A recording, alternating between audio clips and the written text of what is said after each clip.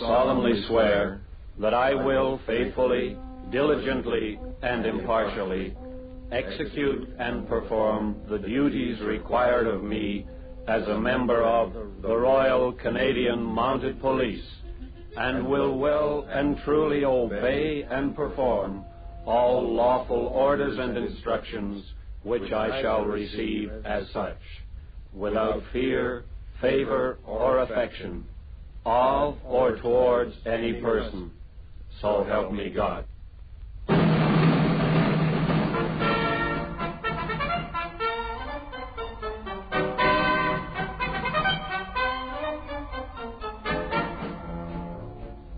The Queen's Men. For the first time, authentic stories of the world-famous Royal Canadian Mounted Police. Tales of men who for almost 100 years have helped to keep peace in Canada. The Queen's Men.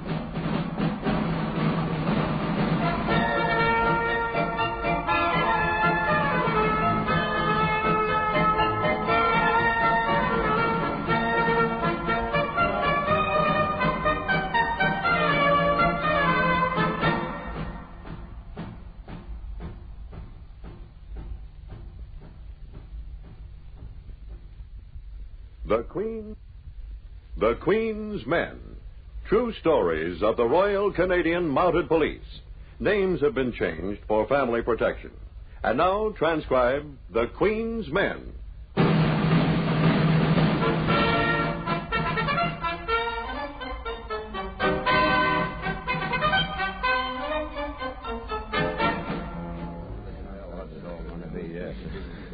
Well, how do your new recruits look, Inspector? I'm always amazed the way most of the men turn out. Looking at that bunch today, you mightn't suspect there'd be a dozen good investigators out of them finally. But there will be. Always on the lookout for investigators, eh, Inspector? Well, I remember our situation during the war, when the force was really suffering from a loss of trained investigators. Left to join the armed forces, you know. Left us pretty badly crippled. Yeah, I guess so. You may not have the same recollection of it as I do. I was in the Missing Persons C Division in Vancouver. As you know, a Disappearance Act sets in operation a tremendous portion of the machinery of the RCMP. But the force did pretty well at keeping up with missing persons during the war years, though, doesn't it, Inspector? Yes, it did surprisingly well. I remember a case that came along at the very worst possible time. I wasn't on the case myself, had to pull out shortly after the initial report. But I remember getting the story roughed in later. Missing persons case? Started out that way. Looked routine at first. But it turned out to have very dramatic developments. I was with Assistant Commissioner Tucker in his office at headquarters the morning he lost 3 of his best investigators all at one blow. He was feeling pretty disconsolate, to say the least.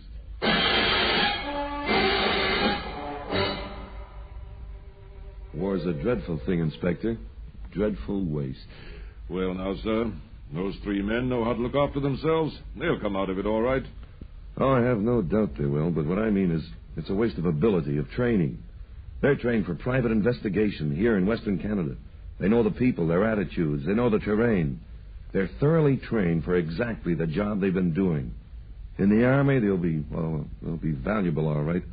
But think of the time wasted teaching them new tricks, and then teaching them the old ones again after it's all over. Yes, that's so. Of course, I'm being selfish, I realize that. What I'm really worried about is how my division is going to get along without them. Well, at any rate, your dogs aren't volunteering for war duty. If they could talk, you'd be sure they'd volunteer, all right. Our mounted police dogs would be welcome, too, I dare say.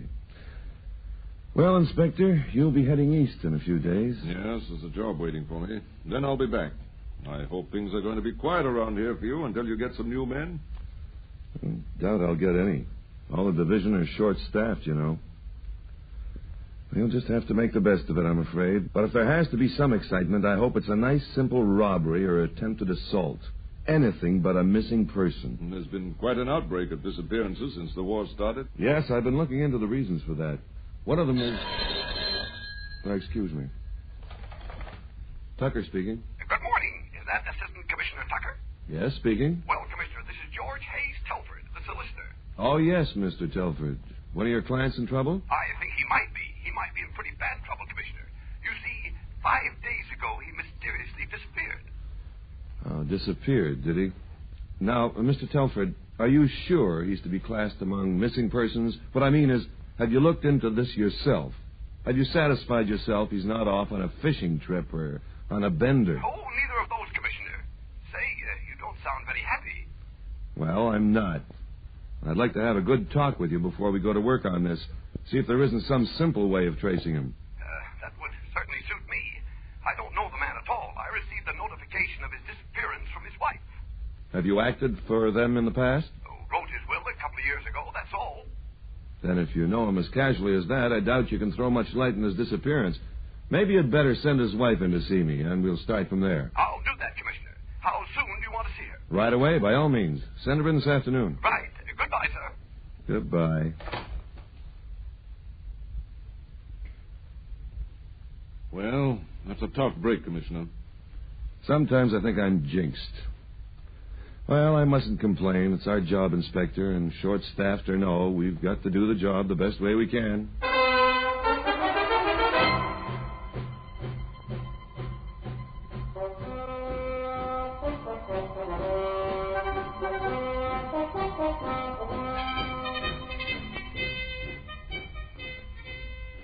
Please sit down, Mrs. Weeks. Thank you. You must be very upset, I know. I'll say I'm upset, Commissioner. We'll do everything in our power to locate your husband. Now, there probably isn't too much to worry about. We've found there are countless things that can happen, cause a great deal of worry, but in nearly all cases we find people safe and unharmed. Well, just so you find out who he's with. I don't care how safe he is. I just want to know if he's run off with some woman, that's all. You think there's a possibility of that, Mrs. Weeks? There's a possibility of anything with that man. I mean, is he in the habit of, would you say, had he some lady friends? I never know who his friends are. All I know is he can't be trusted. I see. Has your husband ever run afoul of the law, Mrs. Weeks? Not that I know of. Although it's a mystery to me, he hasn't. Why did you say that? Has he been carrying on any activities that would suggest breaking of the law? Commissioner, I never did know what his activities were. He's always so busy lying to me that I can't sift out the truth from the lies anymore. Well, now, I'd better start from the beginning and get some of the background. His name is Alfred Linwood Weeks. And your address? 150 North Street. How long have you lived there? 17 years, ever since we were married. They've been 17 miserable years, Commissioner, and I should be glad I'm rid of him. I just want to know who he's with. Excuse me a minute. Yes, Commissioner? I'd like to see Detective Corporal Hayward in my office right away. Corporal's down at provincial headquarters right now, Commissioner. Said he'd be about half an hour. Oh, I see. Well, as soon as he comes back, send him in here, will you? Yes, sir. Thanks. Now then, Mrs. Weeks, tell me some more about your husband.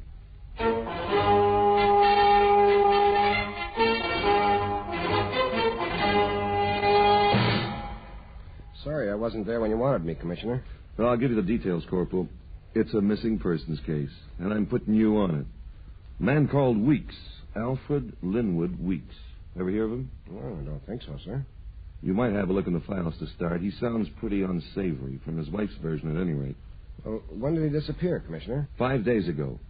Reason I called you, I wanted you to hear her version of him. Not much love lost there, I can tell you. Possible desertion. I think so. Well, here's the outline. He's been working for Jordan's Electric for 17 years, since his marriage. Has lived in the same house here in Vancouver all that time. Always takes his vacation first 2 weeks in July. So 5 days ago, on July 1st, he and his wife set out by car. Left about noon. And that evening arrived at a farm owned by friends of theirs, just outside the town of Rodney. Where were they heading? Yes, that's an interesting point. I was getting to that. Mrs. Weeks said their destination was not disclosed to her by her husband. He merely said it was a surprise. What do you make of that, Heyman? Well, just offhand, looks as though he may have planned to disappear and wanted to keep the end of the trail a blank. Just what occurred to me. Well, the people at the farm, name of Anderson, put them up for the night. They didn't have much room, so it was decided Mrs. Weeks and Mrs. Anderson would share the one bedroom. Anderson would sleep in the granary, and Weeks on the living room sofa. Mm-hmm. They sat up quite late, talking, and they went to their respective beds. Mrs. Weeks says that about 6 the next morning, she thought she heard someone attempt to start their car without success. And when they arose, Weeks was gone. His car was still in the lane. And what'd they do then? Sat around for 4 days waiting. And yesterday, Mrs. Weeks returned to Vancouver by bus. Today, she contacted her lawyer, and he made the report to me. And there's been no word at all from Weeks? No word. And she seems to have mighty little information about his activities. Well, I'd better start with Anderson, don't you think, Commissioner? Yes, I'd say so. But check the files first and see if you can dig up anything about Weeks. Use whatever men and resources you need, Hayward, but try to crack this case as fast as you can. Yeah, I know your situation, Commissioner. We have to tighten our schedule. Speed up on everything. Well, I'll work around the clock if necessary. And keep me posted, will you?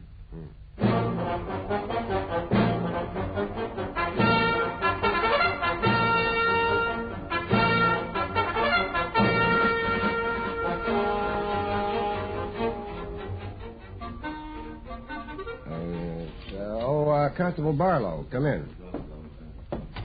I've been through the fingerprints in the photo file, Corporal. Had a couple of the men double-checking. Can't find a thing on Weeks. I don't seem to have anything here either. And yet, you know, that name sounds familiar. You know how you learn to register a name with a vague connection sometimes? You got some kind of connection in mind? Well, I seem to have something. Well, it might give us an idea of which direction to start looking in. Well, just as soon as I get close, I lose it. Weeks. Well, we'd better not waste time on it. Time is valuable these days. We'd better head for the town of Rodney and, RCMP headquarters. Detective Corporal Hayward. It's Detective Miller of the City Police, Corporal. Oh, yes. I've been trying to reach you. I got your message. I went straight to the files, and I have some information on Weeks. Don't know how valuable it is to you, but... Got something? Well, good. My investigation shows that Weeks has been strongly suspected of issuing a worthless check. Bad check, eh? Check. That's it. Go on, Miller. Well, he was instructed last week by one of our men to report here at the station on July 7th. That's tomorrow. At which time we plan to have a witness available for identification. Now, that's about all we've got at the moment, Corporal. Well, it's better than nothing. Gives us a good indication of the kind of man we're after. I'll send someone down to see you. Get all the details, and right now I'm heading out of town. Well, good luck, Corporal. Thanks. I'll get in touch with you tomorrow. Perhaps by then you'll have turned something up. We'll do our best, Corporal. Goodbye. You know something about that check, Barlow? Well, I just heard about it. Detective Simmons was the one who got the first lead. Then contact Simmons right away. And tell him to get down and see Miller of the city police and fill in the story for him. Right. Then meet me out front in 10 minutes. I'll have a car waiting headed for Rodney.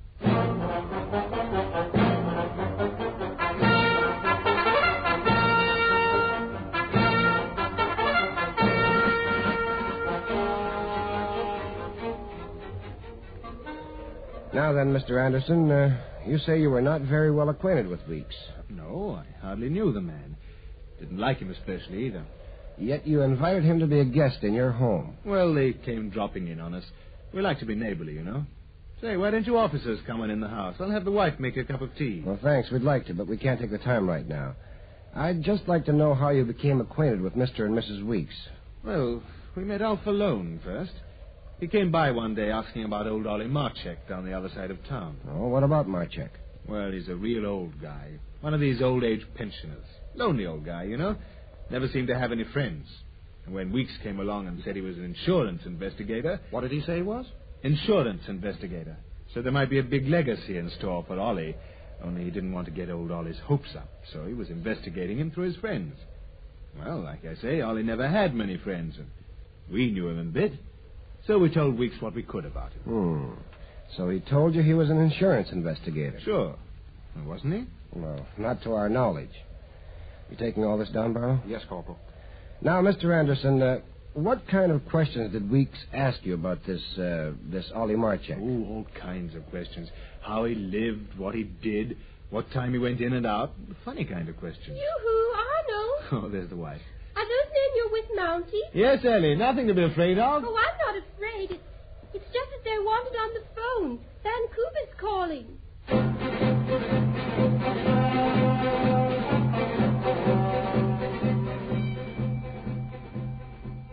Hello? Hayward here. It's Miller of the City Police, Corporal. Yeah? Well, how'd you find me? Your man Simmons told me I could reach you there. We've dug up something further. I thought you might like to know about it while you're still in Rodney. Well, let's have it.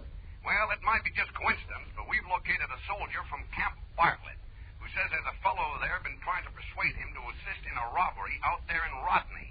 A robbery? Well, did he say who they were going to rob? Well, of course, he denied any connection with it at all. Just that he was approached about it. Said he turned down the offer. Claimed it was to rob some old-age pensioner out there. Marchek? What's that? Did he say the old man's name was Marchek? No. He didn't give his name. As I said, maybe just a coincidence. No. I don't think so. I think the trail is narrowing. Where's the soldier now? He's back at camp. He made his confession last month when he was picked up for disorderly conduct. Well, let's hope we can get a hold of him again. And thanks for your assistance, Miller. I think we're onto something bigger than just a missing person.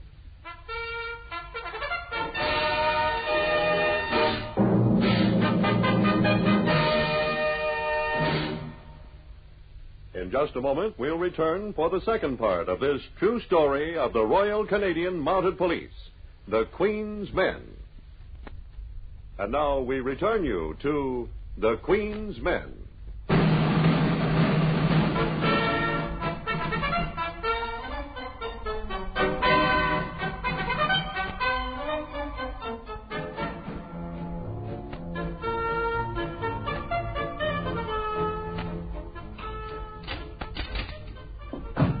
Sorry to keep you waiting, Barlow. That's all right, sir. I can see you now. Come on in.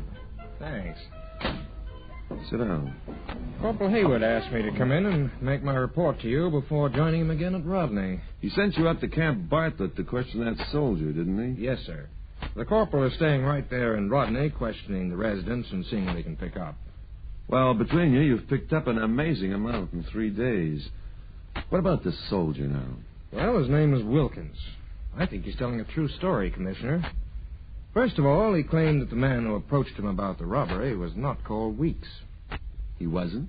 But he was obviously using an assumed name. Wilkins identified this photograph of Weeks as the same man. Let's see it. Where'd you get this picture, Barlow? Got it from Mrs. Weeks before going up to camp. Well, that was a good piece of work. Now, this soldier, Wilkins, does he say why it was that Weeks chose him as a prospective partner in crime? Were they friends? No, but they'd been introduced. Wilkins once did a short stretch for robbery, but claims he's now going straight. I think he is.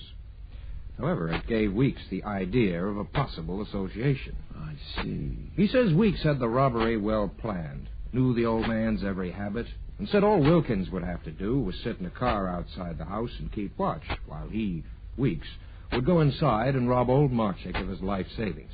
Well, now, I have your first report here. Apparently, Weeks was posing as an insurance investigator and making plenty of inquiries about the old man. Yes, sir.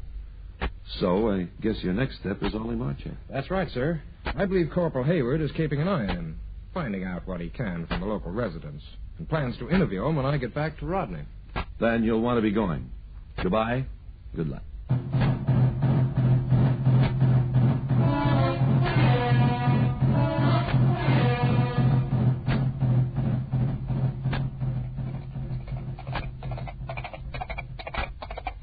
Barlow. Yes, sir?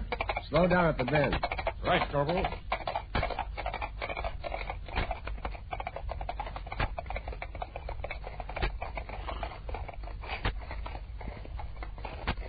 That's Marchek's house up the road there.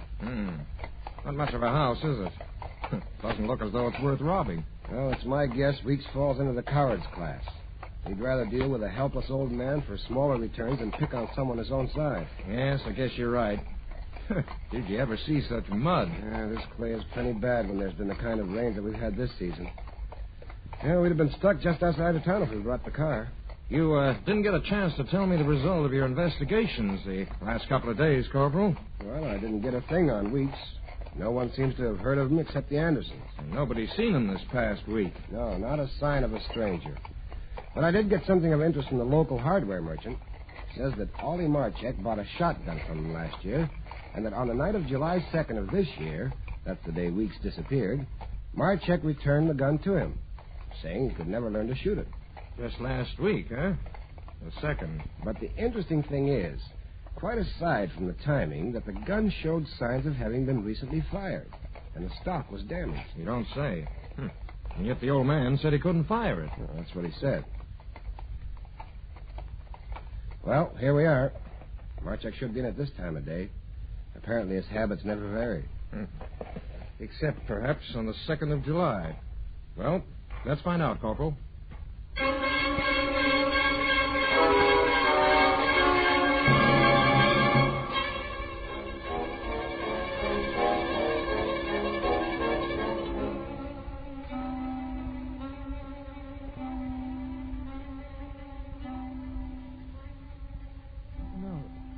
No, officer.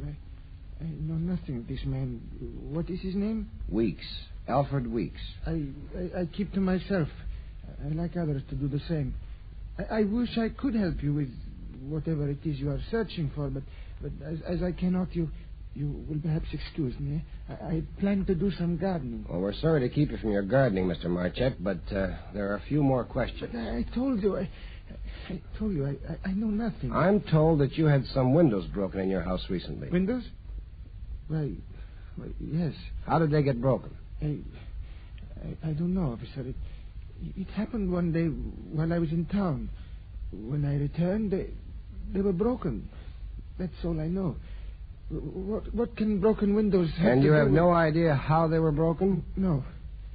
No idea. When were they broken? Oh, it was sometime last month, I think. Or last week? Perhaps. Well, I think it was before. The carpenter in town said he replaced the windows for you on July 3rd, last Wednesday. Oh. Yes, well, it was last week. Do you own a shotgun, Mr. Marchek?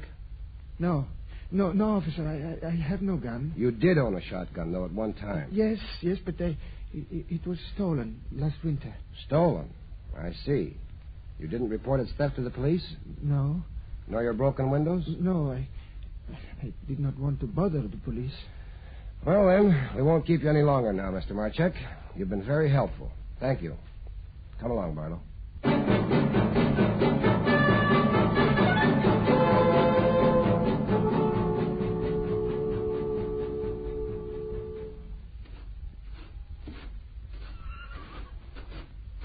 What's the idea, Corporal? You were just starting to get somewhere with him. I've already got there, I think, Barlow. You think then that... Yes, that Marchek murdered Weeks. He did seem pretty scared. And that false statement about the shotgun seems to indicate pretty strongly that he has something to hide. That and not reporting the broken windows to the authorities. That kind of vandalism is always reported, unless there's good reason. So, what's your plan now? Well, next we find the body. If I'm right, that is. We'll keep watch on the place until 5 o'clock. He goes into town then for his mail. The mail clerk says that all he ever gets is his monthly pension check, but that he calls in every day just in hope. Sad thing, that. Yes, it is. Well, as soon as he's out of sight, we'll look the property over. It doesn't take long to spot a fresh grave.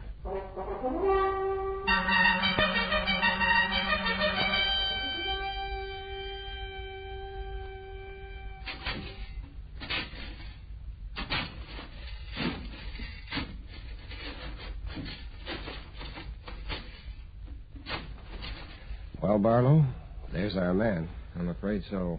Nasty feeling sometimes, isn't it? When we meet with a final success. Shot through the head.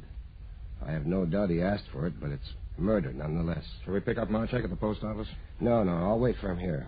He'll be back. You better get into town, though, and notify headquarters to take care of the body. You sure you don't want me to stay around, in case you have trouble with Marchek? No, I won't have any trouble with him. I think he'll make a full statement.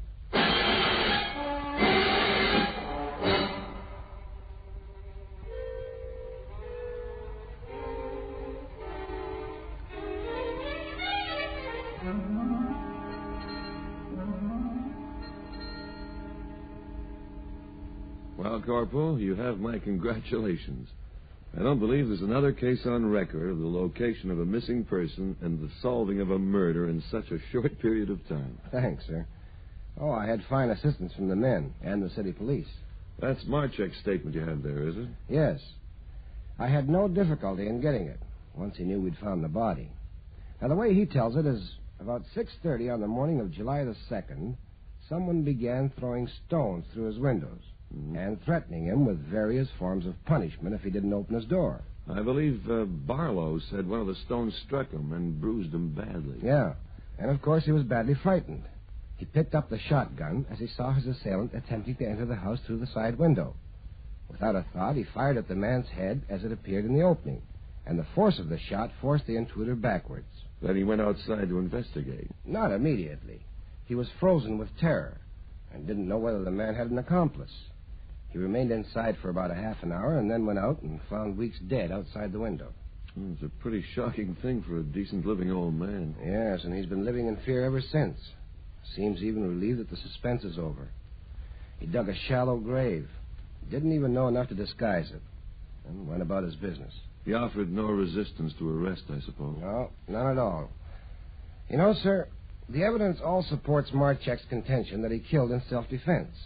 That Weeks was entering his home with the avowed intention of robbing him of his meager life savings. Yeah, there are good grounds for pleading self-defense. Being old and infirm, he had no way of resisting other than by the use of a shotgun. However, the matter should have been reported immediately to the police. Yeah, that's so, of course. The law of protecting one's property is clear on this point, but Marchek made every effort to conceal the fact that he shot and killed a man.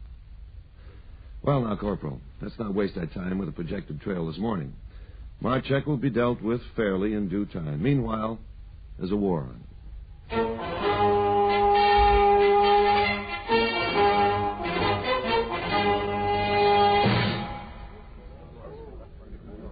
Yes, sir. Detective Corporal Haywood really had a grand slam that time. A fine investigator, top-notch. What about the old man? Marchek? Well, after due and careful consideration of all the evidence, the Attorney General directed that Marchek be charged with manslaughter. Manslaughter, huh? How'd he make out? Well, as I recall, due to the age of the accused and the circumstances under which Weeks met his death, the charge was later dismissed. The whole affair had quite an effect, I think, on criminals who are eyeing old-age pensioners as a source of easy money. Yeah, I should think it would have. And this was done at a critical period in the force, when the added demands of wartime regulations plus depleted ranks made one proud of the achievements of every officer.